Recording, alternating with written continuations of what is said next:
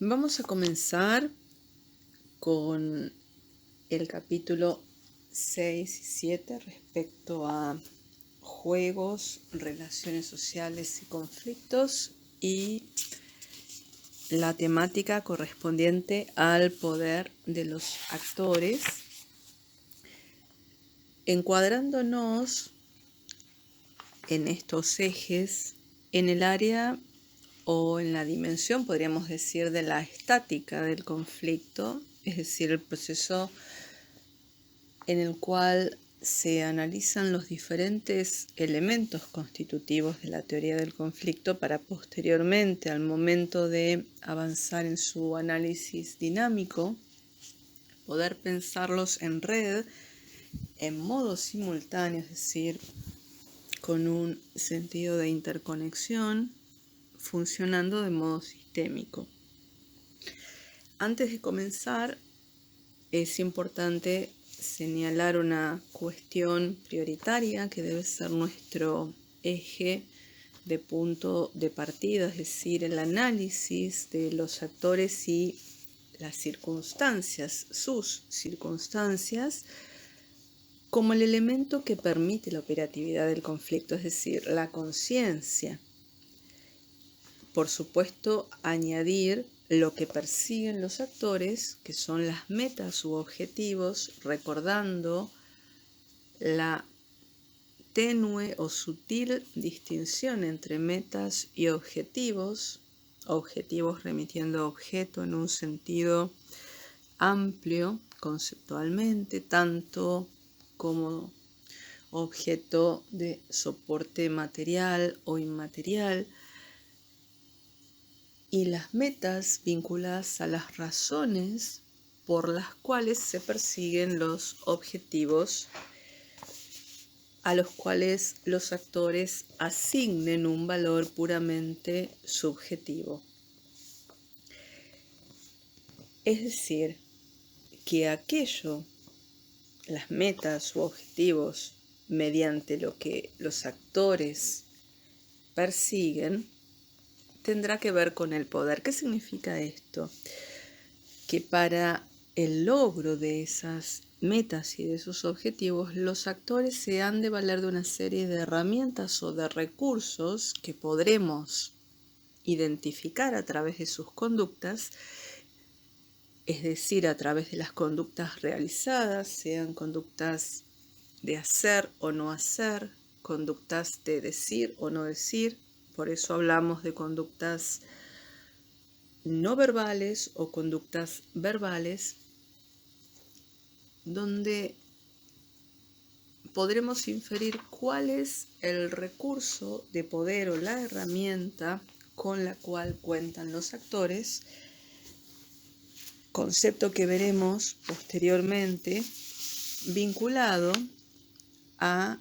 el conjunto de recursos con los cuales cuentan los actores, teniendo la voluntad de ponerlos en despliegue,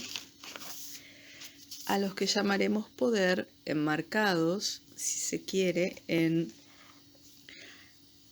la limitación o en el marco de dos términos extremos que hacen a la coerción y la persuasión,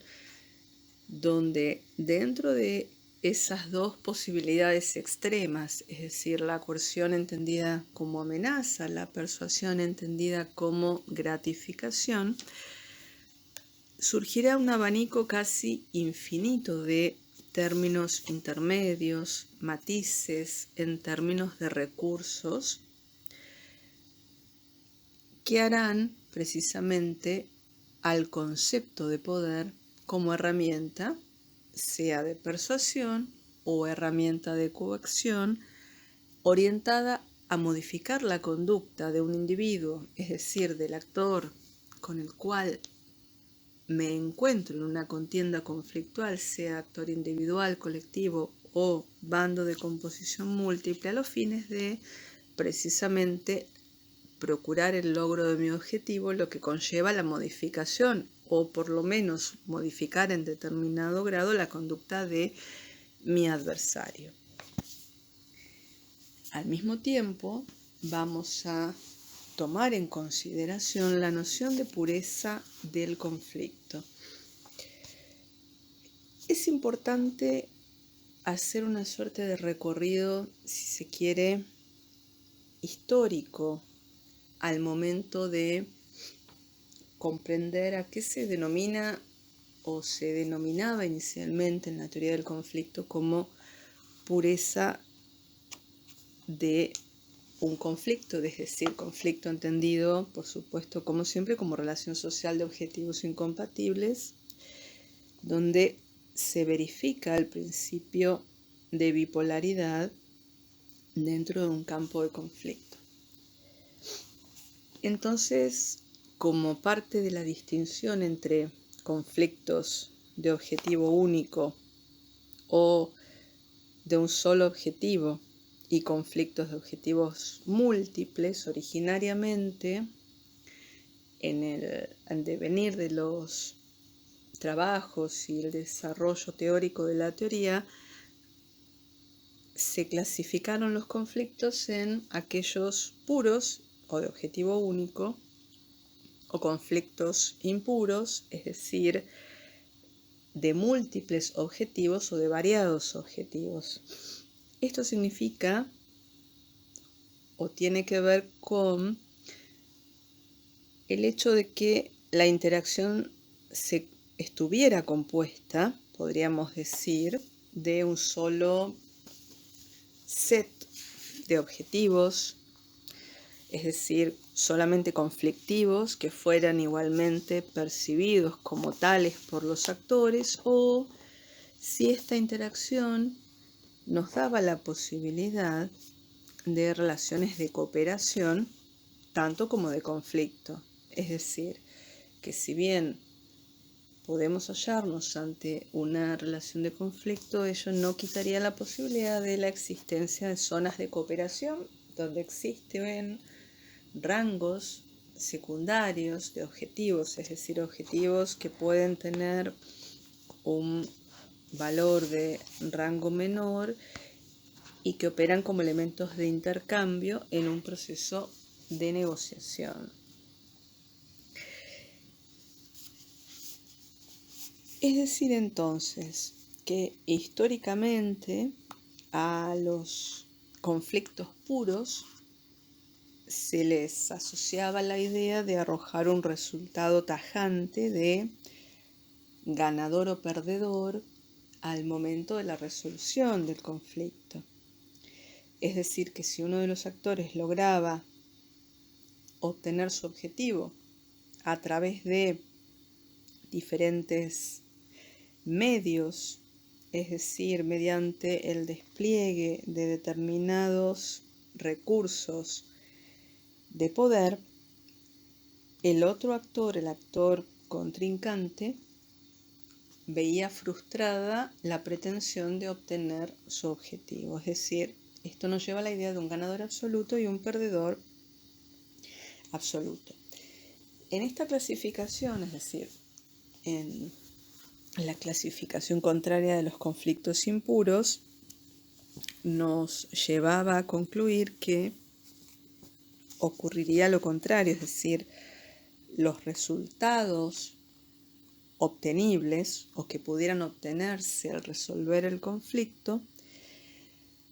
permitían en mayor o menor grado la distribución de ganancias entre todos los actores o proporcionalmente la satisfacción de determinados logros para los actores, existiendo, por supuesto, elementos de intercambio y una actitud no solo de conflicto, sino también de cooperación. Es decir, que no había estrictamente perdedores, sino que todos, podríamos decir, ganaban en alguna medida. Por lo menos era o sería una ganancia proporcional. Es importante señalar que cuando se hace esta distinción entre conflictos puros o impuros, es decir, entre conflictos de un objetivo único y conflictos de objetivos múltiples, estamos ante el primer paso de una construcción que va a ir perfeccionándose con futuros desarrollos, que nos va a llevar en realidad a pensar en sistemas de pensamiento más o menos colaborativos,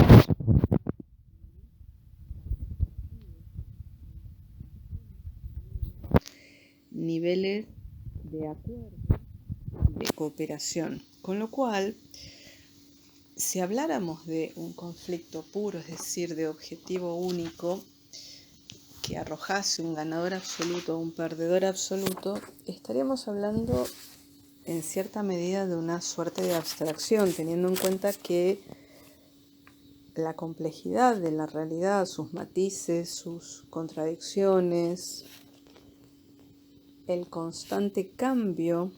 que atraviesan los conflictos, es decir, las diferentes etapas de los conflictos, nos llevan a pensar y a concluir y a identificar, corroborar empíricamente la existencia, podríamos decir, en el mundo real, de relaciones de conflicto de objetivos múltiples. Es decir, que esa relación o de conflicto, es decir, ese conflicto impuro de objetivos múltiples, en definitiva es lo que prima en la vida social, mientras que una relación de conflicto puro, es decir, de un solo objetivo, podría existir de forma marginal en contextos sumamente estrictos, es decir, sumamente agobiantes en cierto sentido, como en aquellos donde el conflicto se resuelve por imposición, como en el marco de un conflicto bélico, donde podríamos hablar de un ganador absoluto y de un perdedor absoluto, pero aún así podríamos pensar que en esos contextos podría ser posible, por lo menos es una hipótesis a corroborar, la existencia de un proceso de negociación a los fines de garantizar el cese, podríamos decir, de una acción bélica, el cese del fuego, una suerte de armisticio,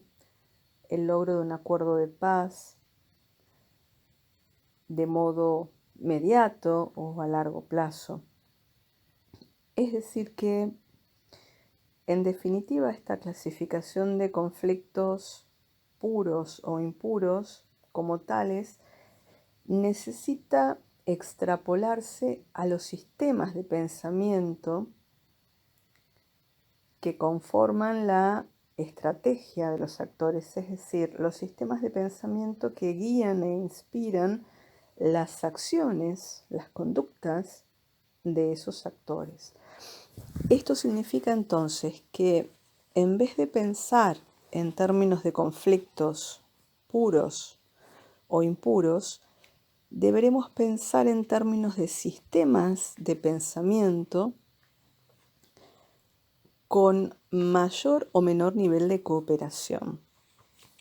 Para eso es que hablaremos de los sistemas de pensamiento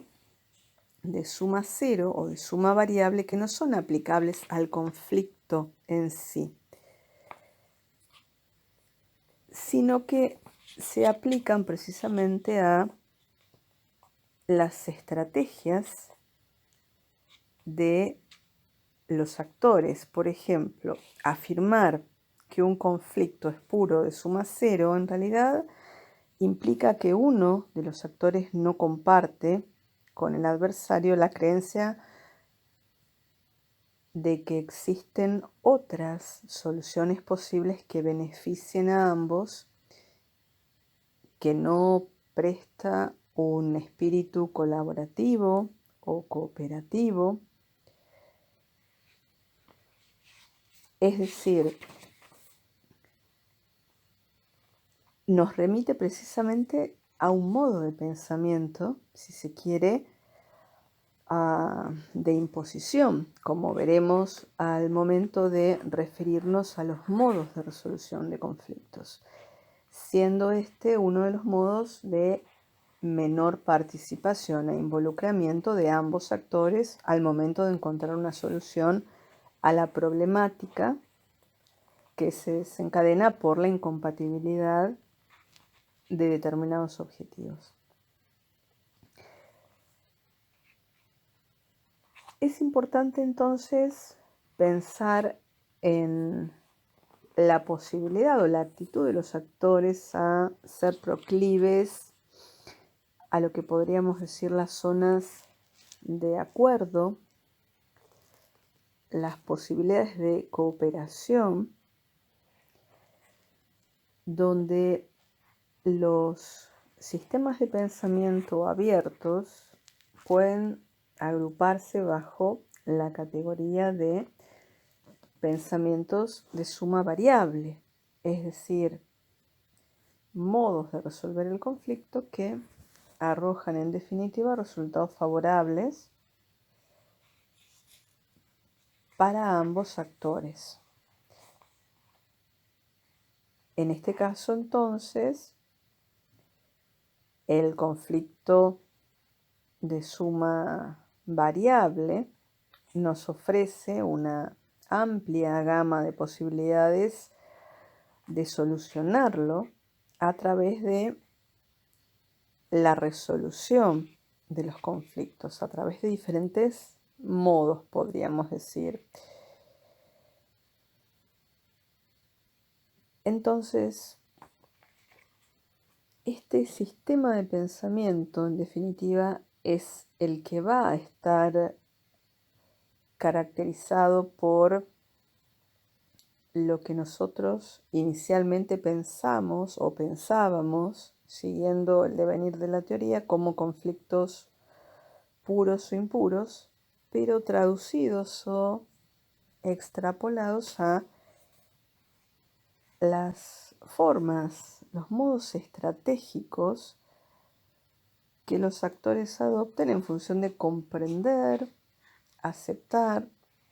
o no aceptar posibles zonas, podríamos decir, de negociación o de cooperación. Cuando se administra un conflicto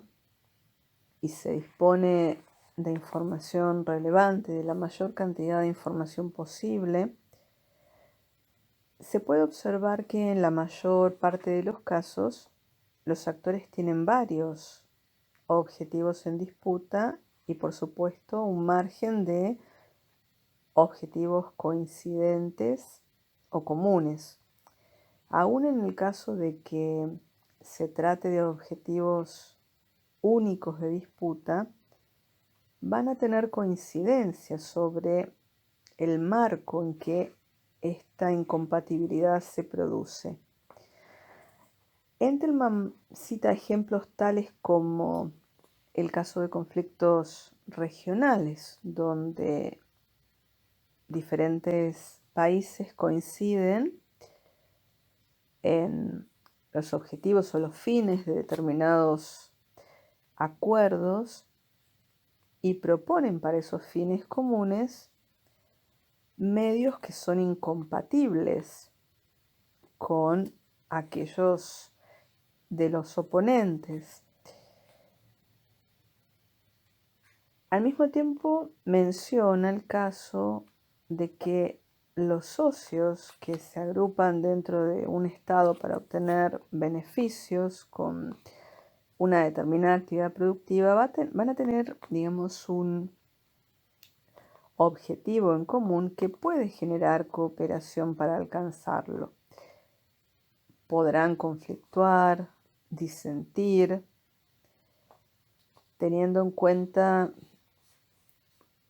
qué desea priorizarse en determinada región. Si hablamos, por ejemplo, del caso de la Comunidad Económica Europea,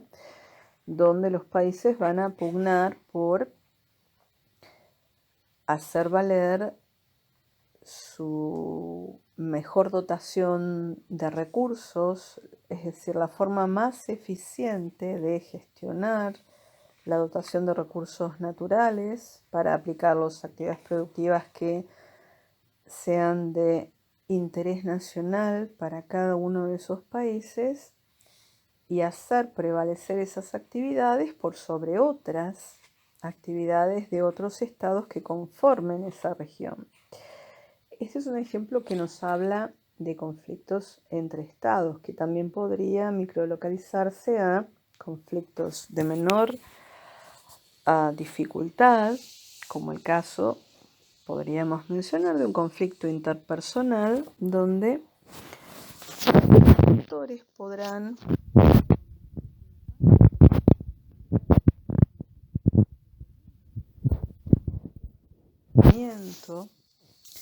expresados en las actitudes que llevan a cabo, es decir, en sus conductas. Ello nos permitirá observar o identificar el margen de negociación que podríamos decir incentivar, que podremos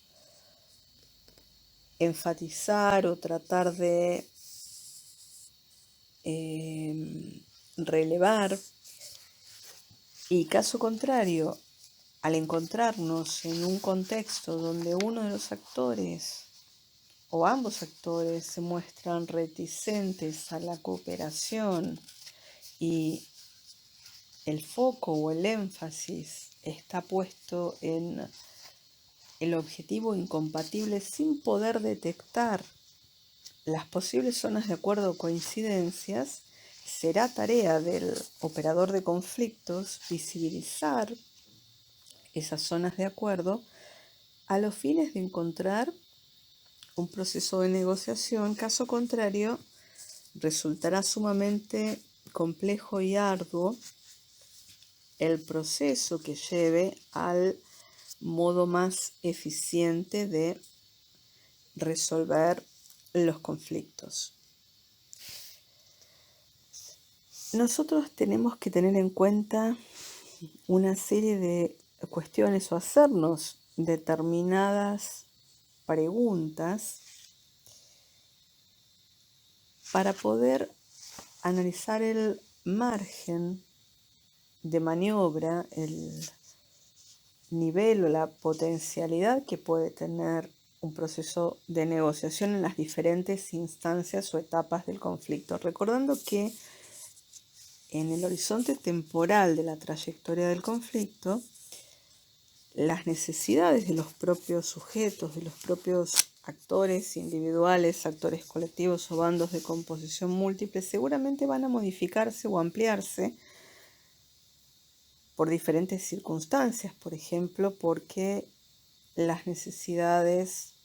pueden renovarse, es decir, pueden existir nuevas demandas, nuevos reclamos y necesidades, puede satisfacerse parcialmente un objetivo inicial, pero ser necesario también obtener un objetivo de segundo rango en importancia, es decir, habrá una serie de múltiples razones por las cuales los actores que conflictúan tendrán en las diferentes fases del conflicto oportunidades de negociación que idealmente deberían capitalizarse por parte de los administradores u operadores del conflicto, o en el caso de darse la contienda entre dos actores sin la intervención o la participación de un operador de conflictos, idealmente uno de ellos o ambos debieran encontrar esas zonas de acuerdo conforme el conflicto se va desarrollando en el tiempo. Es decir que en la realidad, como mencionábamos anteriormente, resulta dificultoso encontrar una relación de conflicto que se dé de forma aislada de toda otra relación en las mismas partes o los mismos actores. Esto nos lleva a recordar una de las características de los conflictos en cuanto a que generalmente los conflictos nacen o se dan en el seno de relaciones previas subyacentes. Por ejemplo, una relación familiar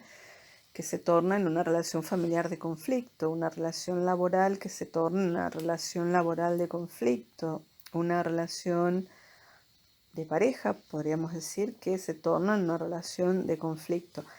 Por otro lado, por supuesto, existen relaciones de conflicto que nacen como tales, donde no existe un vínculo previo entre los actores que conflictúan. Pero resulta difícil, tenemos que reiterar, que el conflicto como relación social o la relación de conflicto se ve aislada de otra relación entre las mismas partes. Una de las razones tiene que ver con la existencia de, podríamos decir, un contexto social, una determinada coyuntura dentro de la cual los actores coexisten o interactúan, es decir,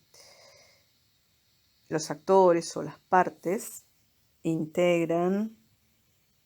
normalmente o generalmente algún grupo social quizás más extenso, por ejemplo, la familia, la sociedad, alguna institución de cualquier índole, o al menos podríamos mencionar la comunidad a la que pertenecen, con lo cual,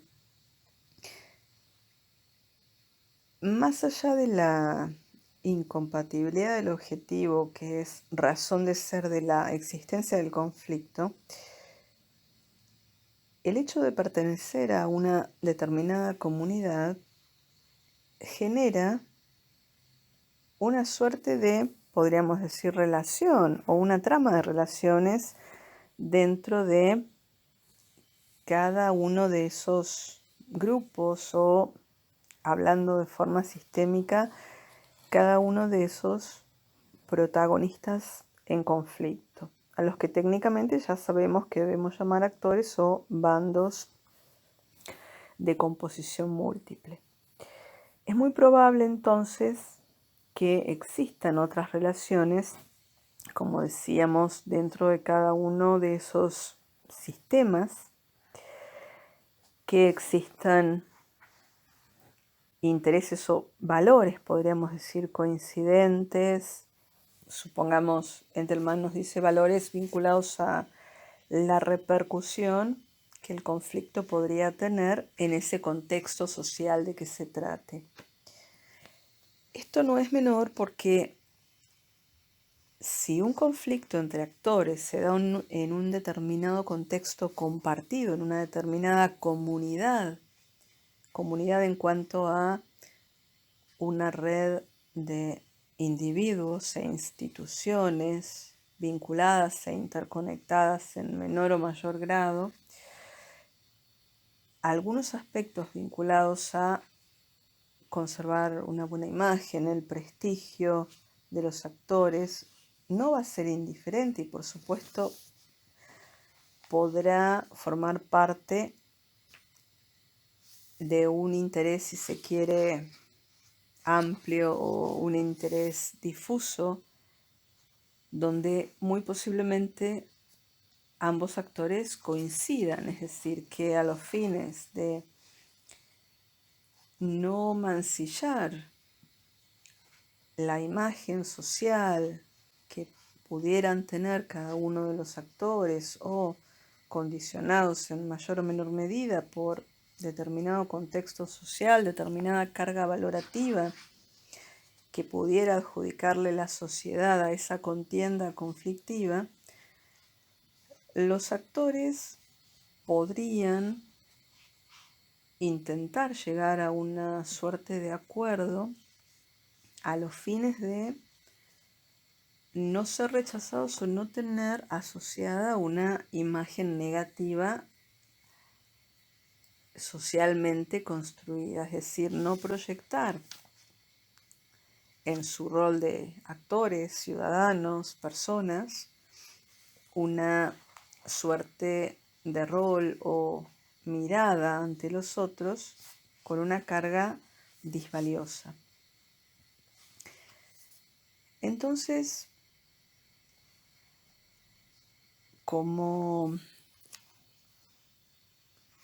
siguiente ítem, tenemos que recordar entonces esta sugerencia o esta afirmación de que la existencia de conflictos estrictamente de objetivo único,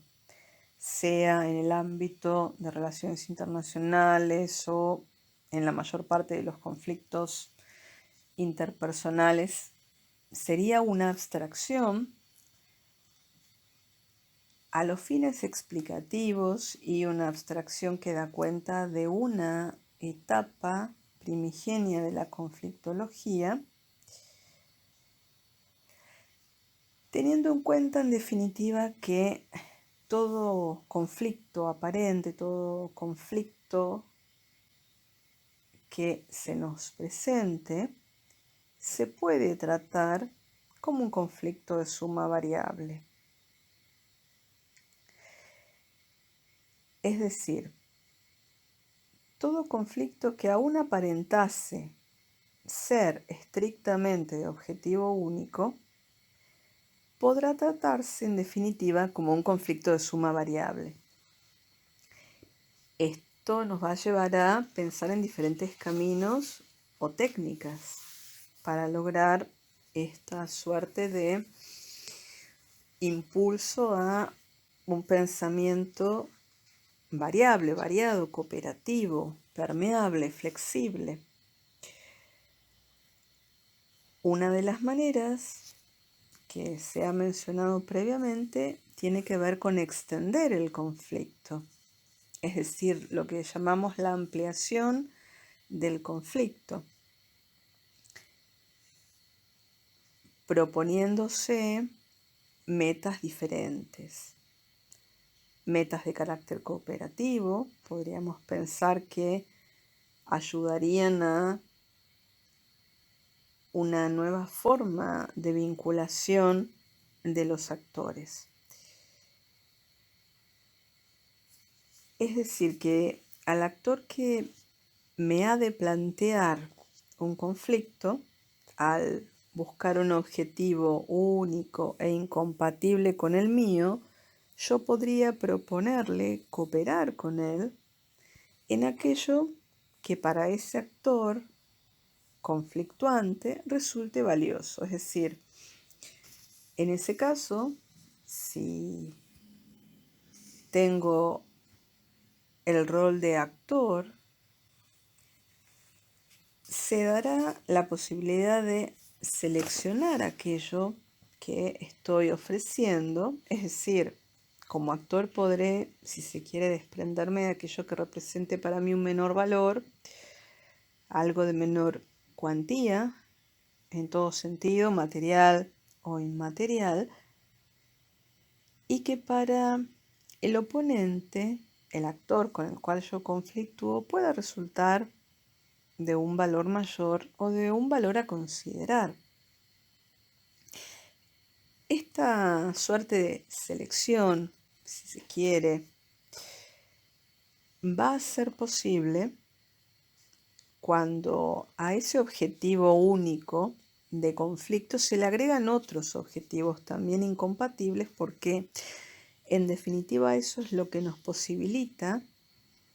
a cada uno de los actores ceder, es decir, otorgar esa concesión recíproca de aquel objetivo menos valioso como una suerte de intercambio con el que sea más valioso para la otra. Es decir, como actor, yo me desprendo de aquello que tiene menos valor para mí, sabiendo que ese actor o esa otra parte le asignará un valor atractivo o le resultará atractivo aquel objetivo que yo utilizo como elemento de negociación. Entonces, este proceso de ampliación del conflicto o de extensión del conflicto me permite de alguna manera transformarlo y buscar soluciones donde a través del intercambio, podríamos decir, las partes, los actores, van a ganar, si se quiere, en la medida de sus valores asignados sin que ninguno de ellos en definitiva resulte exclusivamente ganador o perdedor. Otra posibilidad, otro método posible, tiene que ver con dividir el objetivo si es que es factible. En el primer caso hablamos de extender el conflicto. En este segundo caso o en este segundo método, a diferencia del primero, hablamos de la división del objetivo. Entelman nos da el ejemplo de el cobro de una deuda. Es decir, en este contexto podríamos pensar en si sería posible dividir el objetivo. Es decir, en este caso podríamos pensar en separar, por un lado, la oportunidad de efectuar el pago de las garantías del acreedor, es decir, las garantías de las que dispone el acreedor para asegurarse el cobro, de la tasa de interés, la moneda de pago, la base de ajuste, diferentes coeficientes que podrían aplicarse, supongamos, en referencia a estos intereses que deberían pagarse, si se quiere, de forma diferida, y todo tipo de planes de refinanciación, donde la solución parecería de más fácil cumplimiento. En el caso de que tuviéramos en el lado contrario, es decir, en el extremo contrario del campo conflictivo, a un acreedor que podría encontrarse proclive a, si se quiere, modificar o cambiar ese crédito de difícil cumplimiento, de difícil cobro, que podría ejecutar judicialmente con los costos, las demoras adicionales, por un costo, diríamos, menor. ¿Qué significa esto? Si bien el plazo va a ser diferido, los costos en tiempo podrían ser diferentes, es decir, en cuanto a los esfuerzos, disminuir los esfuerzos, lograr ese objetivo de forma menos gravosa. En el caso, por supuesto, de un título, podríamos decir, que aún no fuera exigible, pero que podría tener determinadas garantías, determinadas seguridades. Es decir, una, por ejemplo, garantía podría tener que ver con un incremento, si se quiere, de los intereses, es decir, multiplicidad de propuestas de, podríamos decir, de reforzamiento que permitan ese cumplimiento, si se quiere, parcial, en el sentido de parcialmente a lo largo de un tiempo, un cumplimiento por etapas que en definitiva llevan al cumplimiento total del objetivo. en un lapso determinado, pero que en comparación con, podríamos decir, poner en acción las herramientas de protección judicial, las vías usuales para el cobro, quizás podría resultar menos eficiente, es decir, más gravoso que en esos casos donde ese cobro no sea exigible en su totalidad en una primera instancia, pero sí reciba a cambio el actor otro tipo de beneficios. Es decir, el deudor, por un lado, tendrá un plazo que le permita pagar, aunque fuera con creces, y por supuesto, el acreedor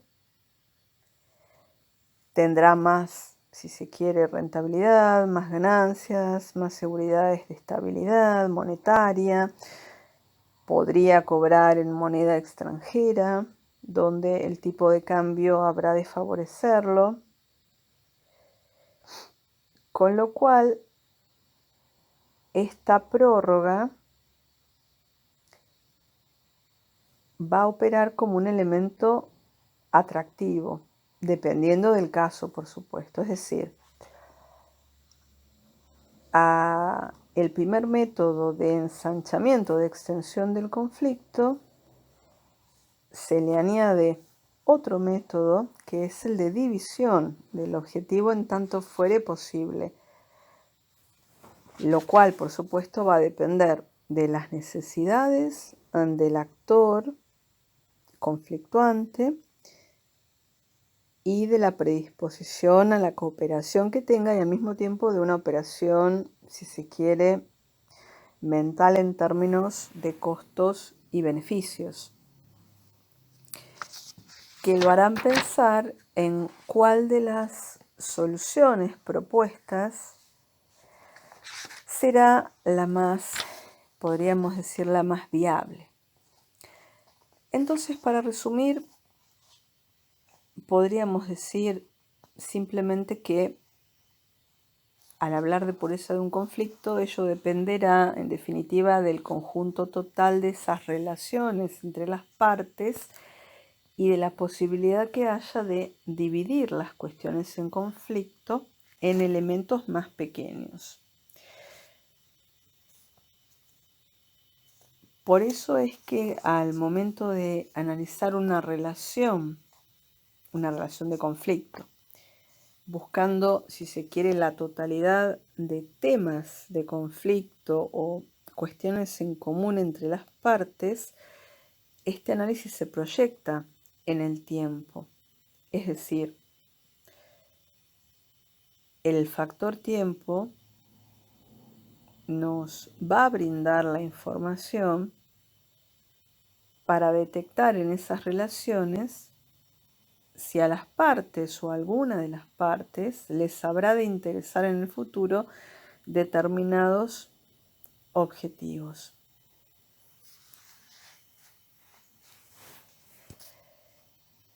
Dicho esto, entonces,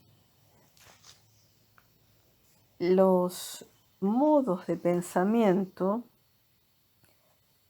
operarían como una suerte de cálculo, si se quiere,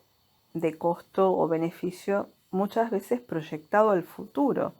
de la relación entre esos actores.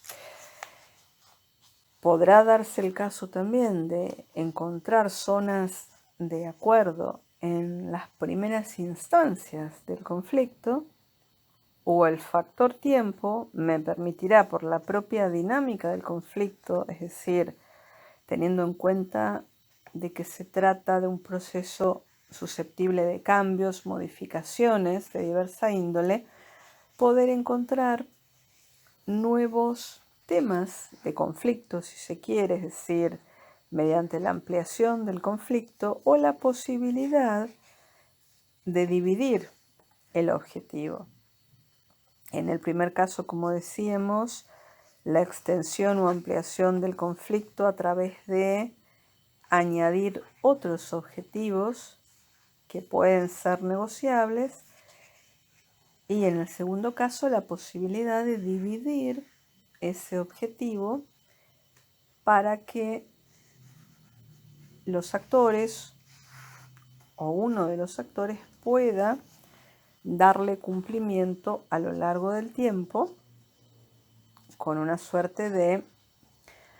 retribución mayor para el actor que acepta el cumplimiento de ese objetivo de forma divisible. La siguiente sección de esta lectura tiene que ver con el capítulo correspondiente al poder de los actores. Y en este caso tenemos que establecer una serie de salvedades en cuanto a que inicialmente el concepto de poder pareciera estar asociado a innumerables significados. Es decir, la idea de poder, si bien tiende o tendía a pensarse en términos de poder de los actores, si se quiere, a través del uso de la fuerza, nos va a mostrar que, en definitiva, cuando hablamos de poder, tenemos un vocabulario sumamente extenso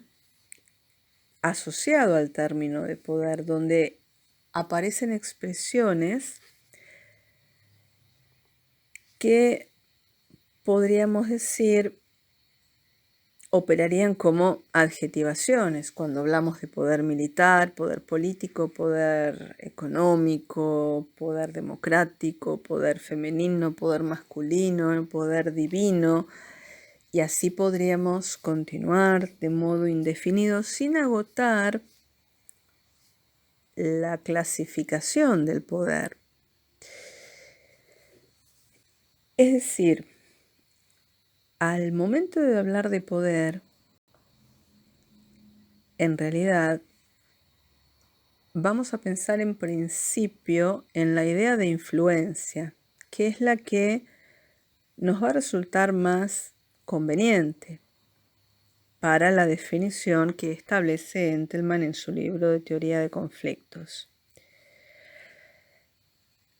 Existen autores que van a utilizar el concepto de poder en dos sentidos diferentes, es decir, por un lado, de forma genérica para,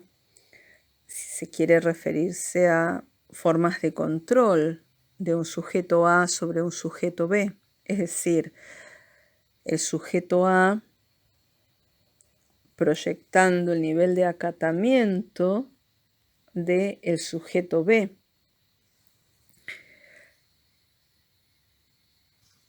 Es decir,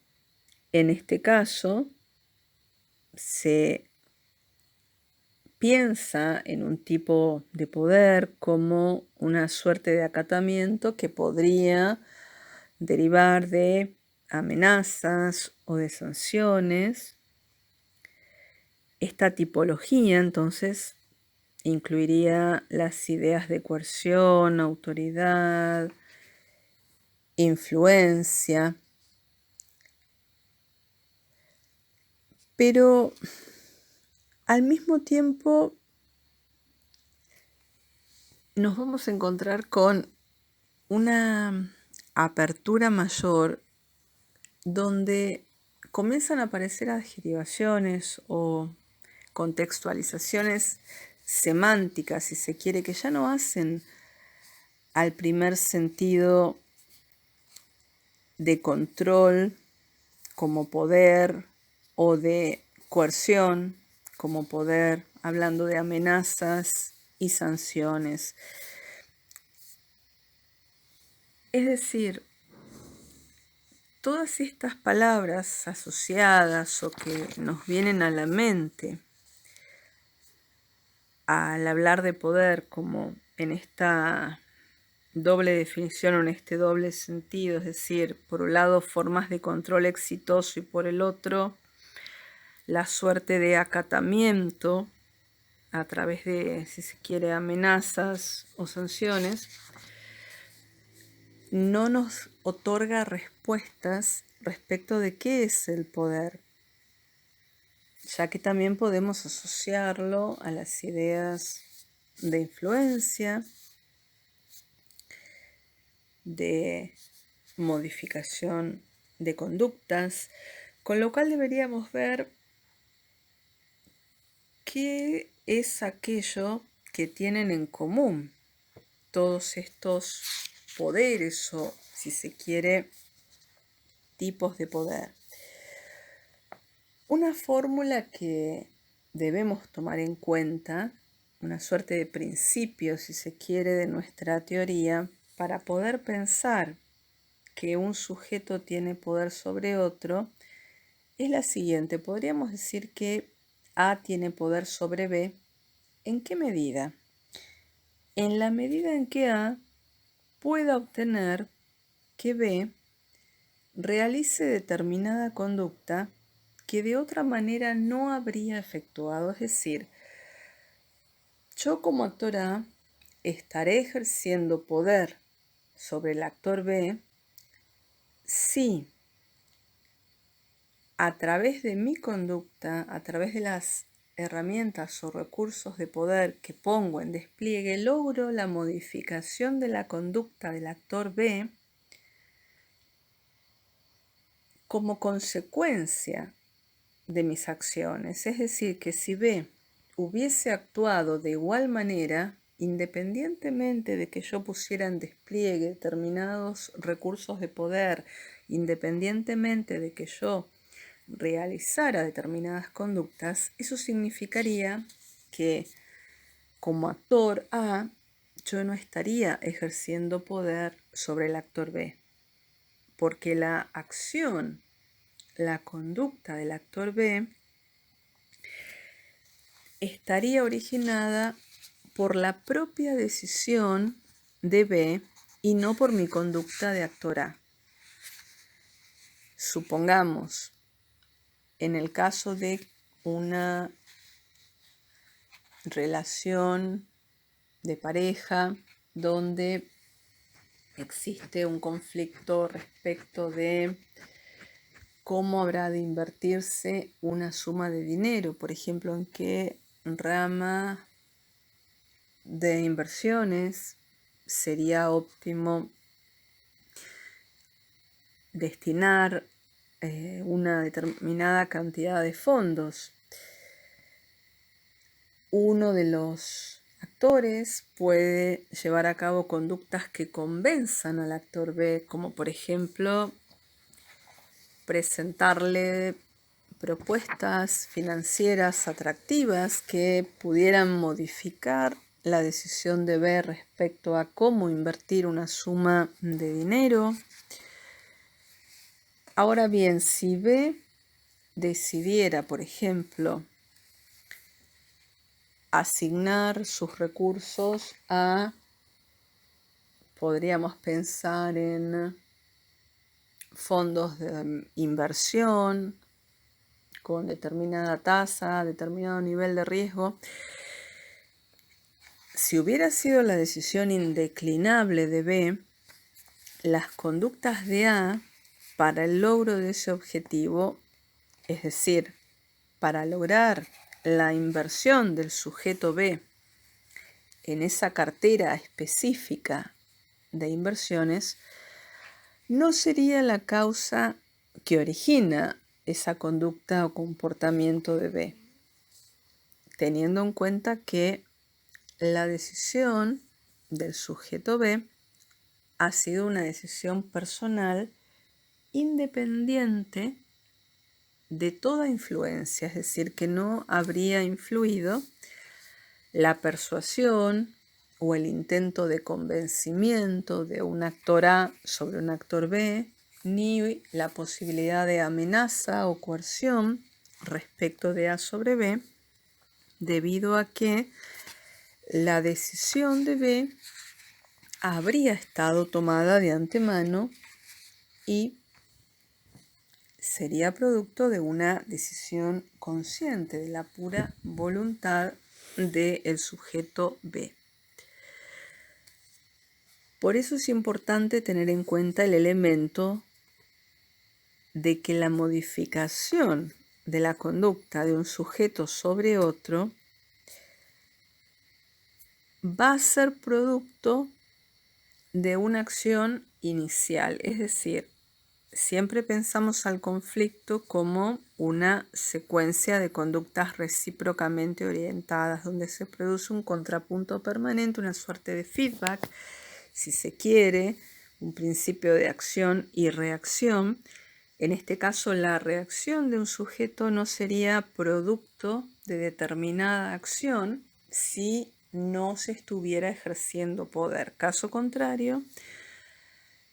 la reacción de un individuo originada por una determinada conducta de un primer sujeto, de un actor A, sí sería el producto de un condicionamiento. Por ejemplo, una persona que actúa bajo amenaza, un actor B que actúa bajo amenaza,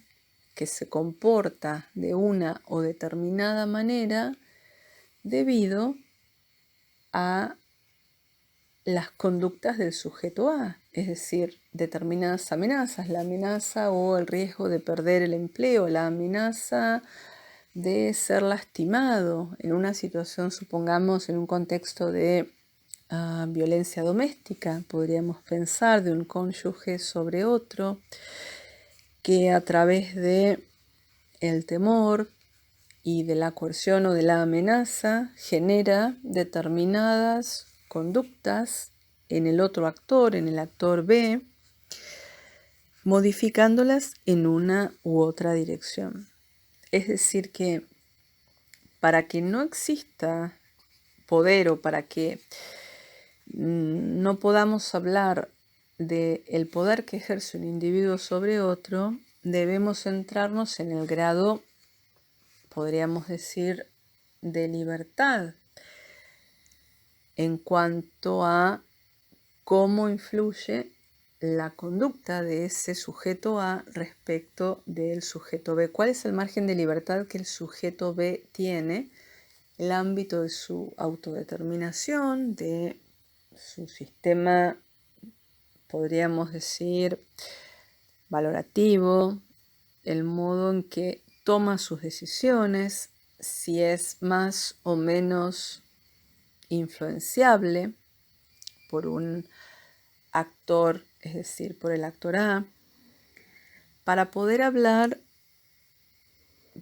estrictamente del ejercicio del poder de un sujeto sobre otro. Por eso decimos que al hablar de poder nos representamos la idea de que A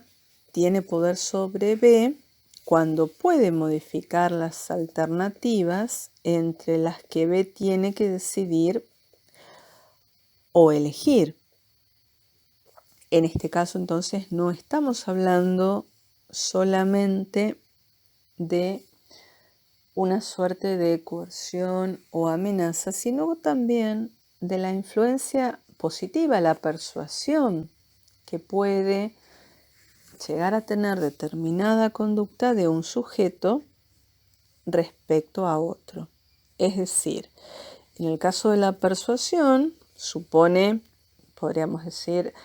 generar una determinada elección sin alterar las alternativas de quien toma la decisión. Esta forma de convencer, es decir, en el caso de que A tenga una serie de alternativas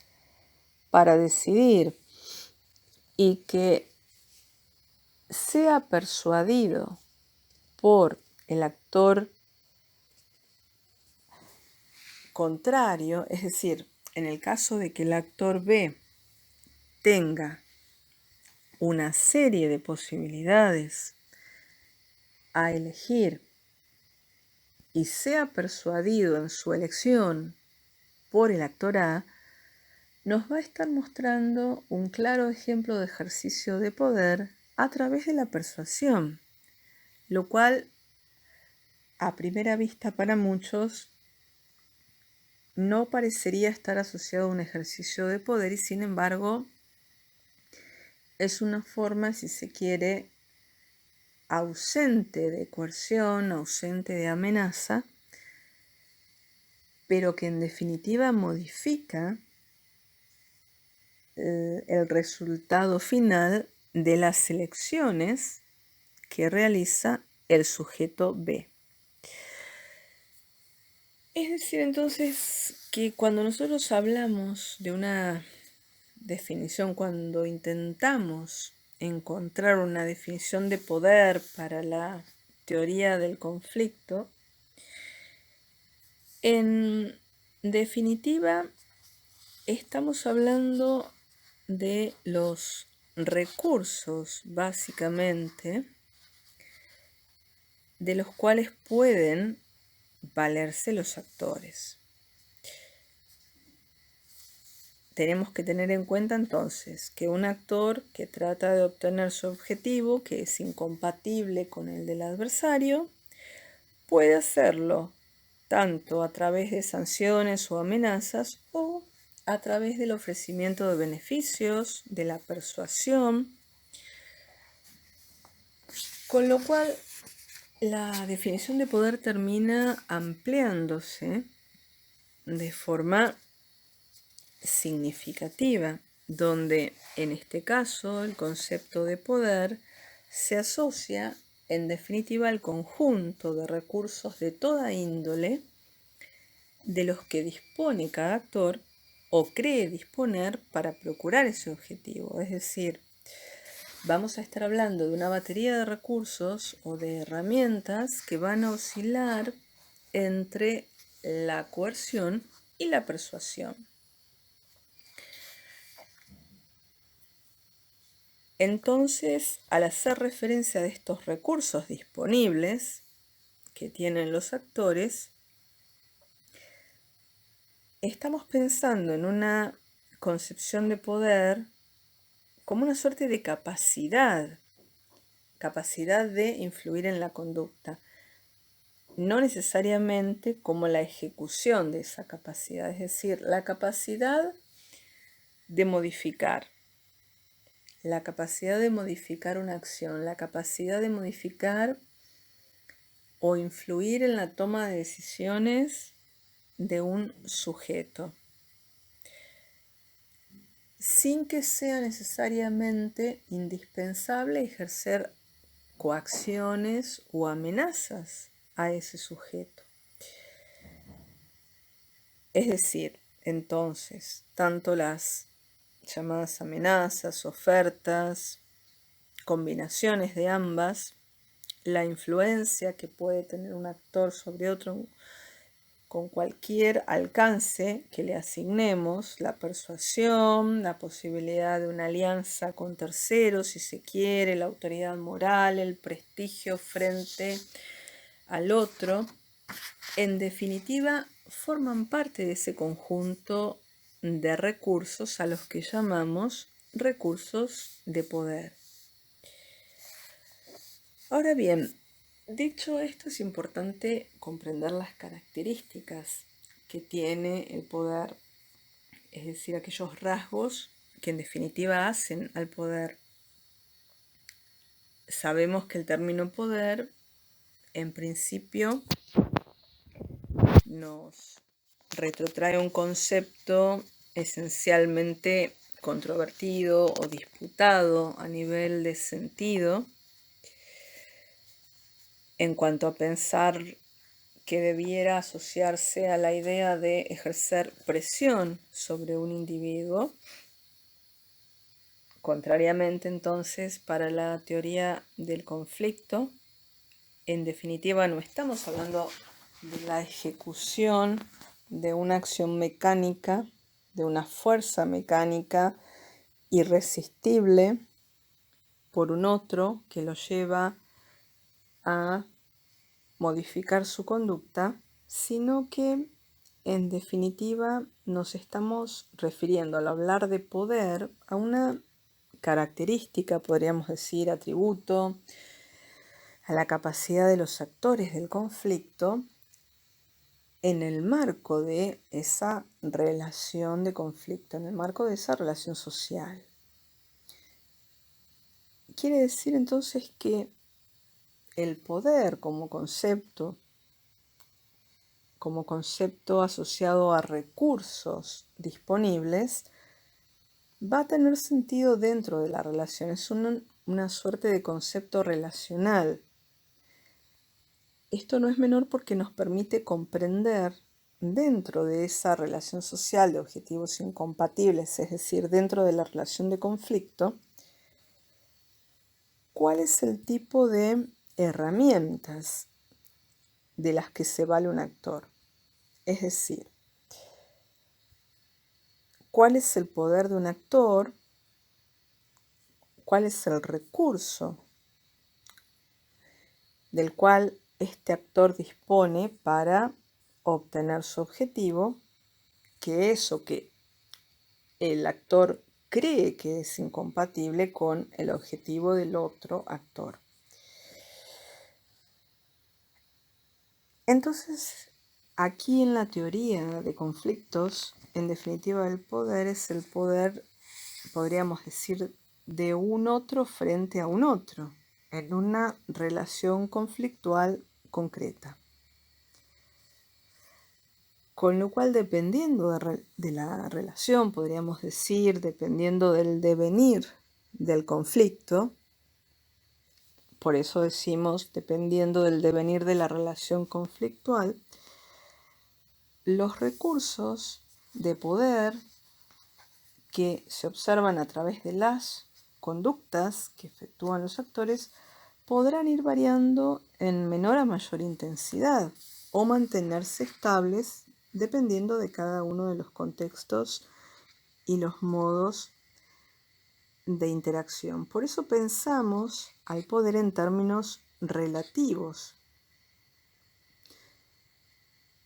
Cuando hablamos del poder o de los recursos de las partes,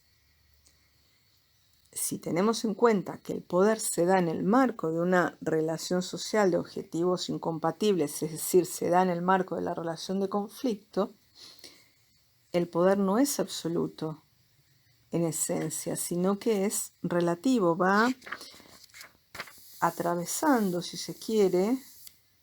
fluctuaciones, va experimentando fluctuaciones. El poder podrá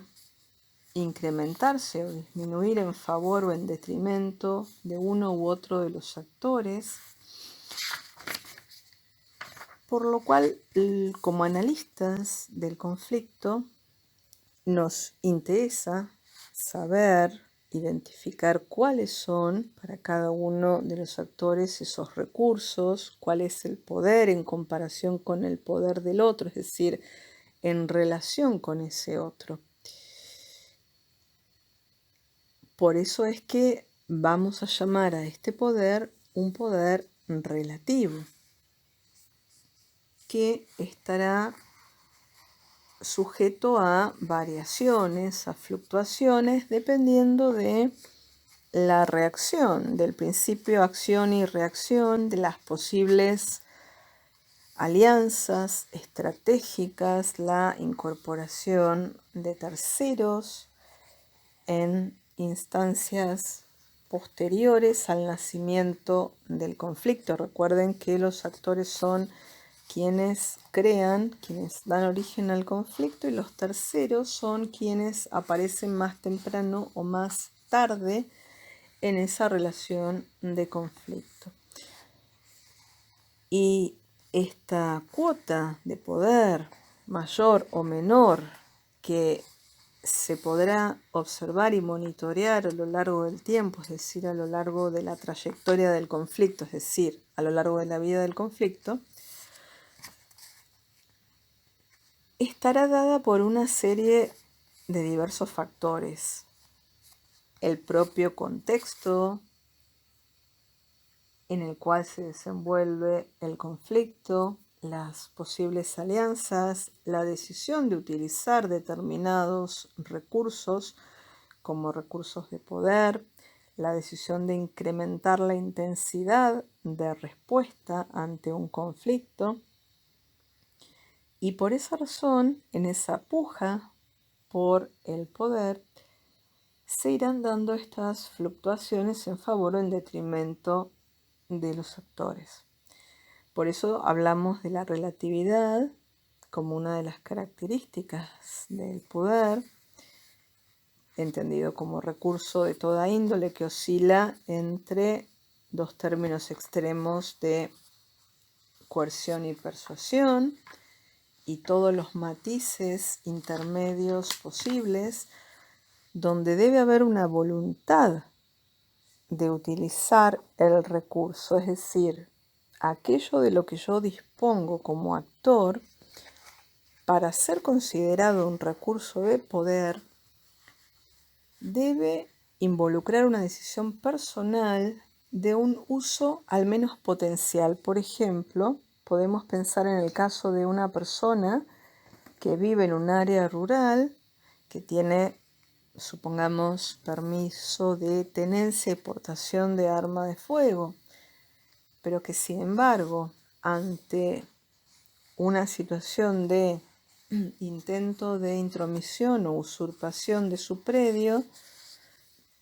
decide no utilizar el arma de fuego como defensa o como elemento disuasivo ante quienes ingresan de forma violenta e intempestiva a su predio, y contrariamente la opción que toma es la de llamar a las fuerzas de seguridad para que acudan en su auxilio, con lo cual el arma de fuego en ese caso no constituiría un recurso de poder asociado a la coerción o a la amenaza, sino que la conducta, podríamos decir, de solicitar ayuda o, por ejemplo, en el caso de que existiera una suerte de sistema de seguridad vecinal al cual el dueño del predio o de la finca acudiera, sí serían conductas producto de la voluntad del individuo para influir en la conducta de aquellos agresores, es decir, de aquellas personas que ingresan con fines delictivos, según esta hipótesis, a ese predio en el cual se encuentra un individuo que no tiene defensas, podríamos decir, para realizar conductas reactivas, o que decide no reaccionar de forma reactiva mediante el uso del arma de fuego y opta por una salida, podríamos decir, por una opción menos riesgosa para sí y para terceros, que es el acudir a la fuerza pública o el accionar, poner en despliegue un sistema de seguridad vecinal en el caso de que existiera. Dicho esto, entonces, al hablar de la relatividad del poder a la voluntad de utilizar ese recurso de poder para que sea considerado como tal, es decir, para que sea catalogado o clasificado como recurso de poder, debemos poder calcular cuál es esa cuantía de poder. Y para ello es que vamos a poder realizar una serie de, si se quiere, mediciones del poder a grandes rasgos, estableciendo lo que Entelman llama criterios de medición. Estos criterios nos van a permitir efectuar, podríamos decir, comparaciones al momento de distinguir o definir el contexto en el cual un poder, por así decirlo, determinado poder, es mayor que otro en esa contienda conflictual de los actores.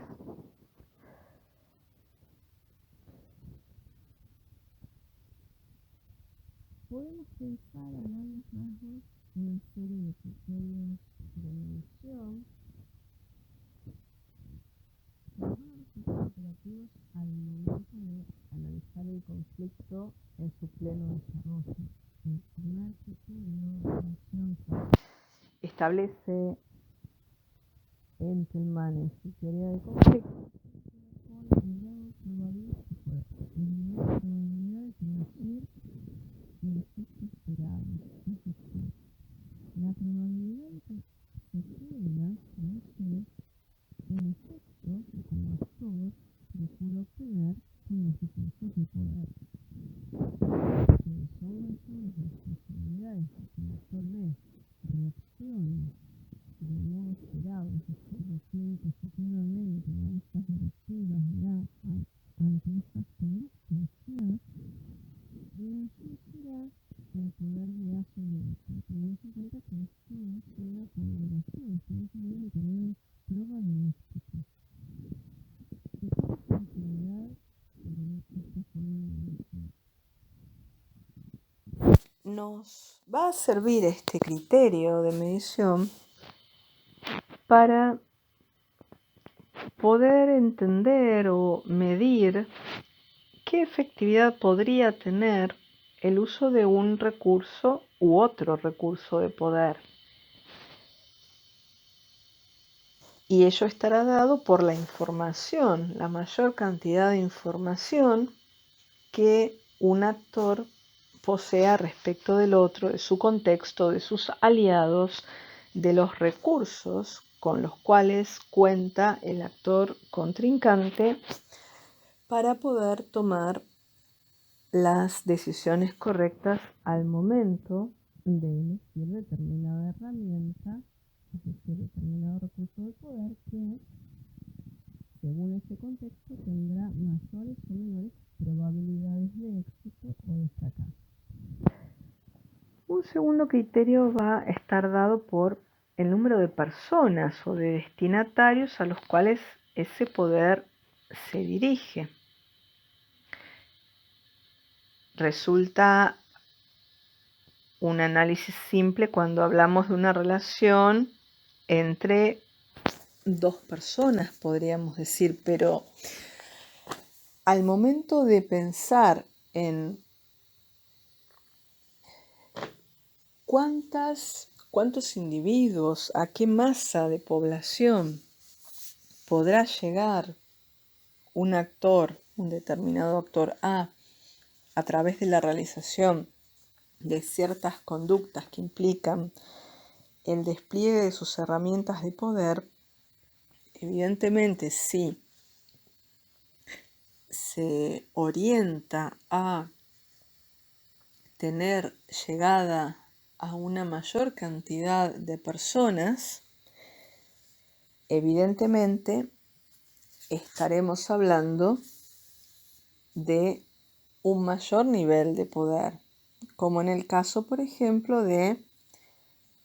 figuras de liderazgo que tienen como objetivo el poder dirigir o modificar la conducta en una u otra dirección de una masa considerable de personas. Un siguiente criterio tiene que ver con aspectos valorativos, cuestiones que hacen, podríamos decir, a el prestigio que puedan tener determinadas figuras dentro de sus respectivas áreas de conocimiento, figuras que ostenten, si se quiere, un determinado rol en la sociedad. Esto tiene que ver con lo que Entelmann llama la escala de valores, que permite, si se quiere, comparar mayores niveles de poder con menores niveles de poder. Supongamos, en el caso de la situación que nos toca de cerca en este momento del año respecto de la pandemia y su enfermedad de coronavirus, posiblemente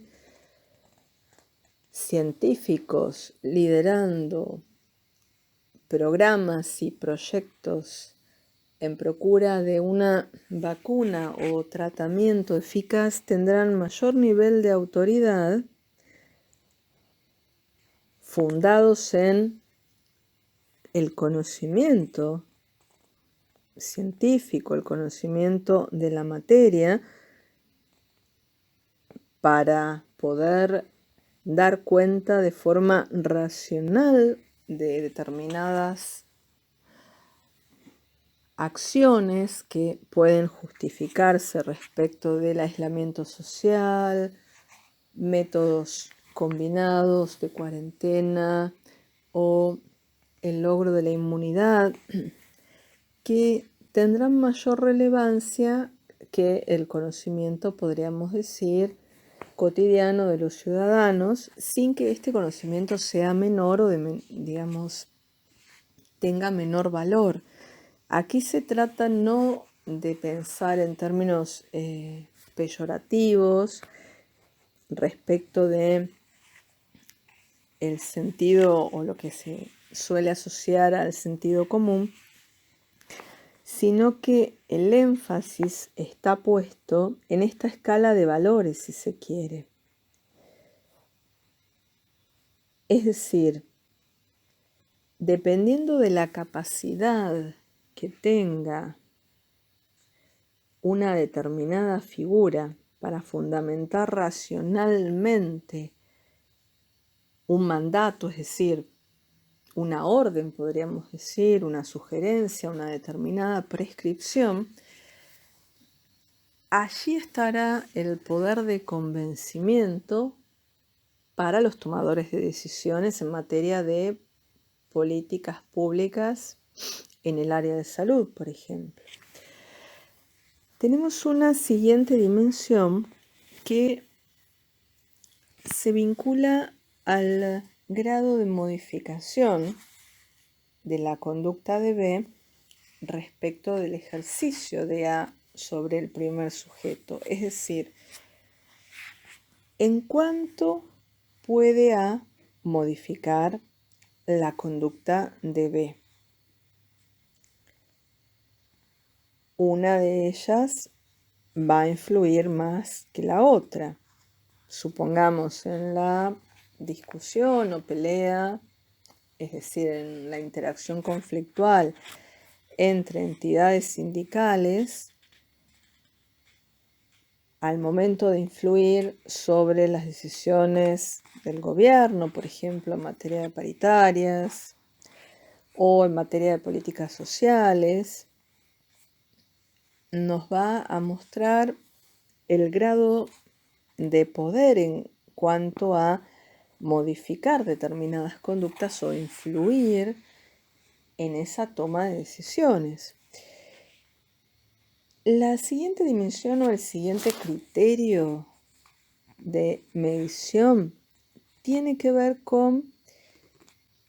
el grado en que alcance el poder de A restringe las alternativas de B. Es decir,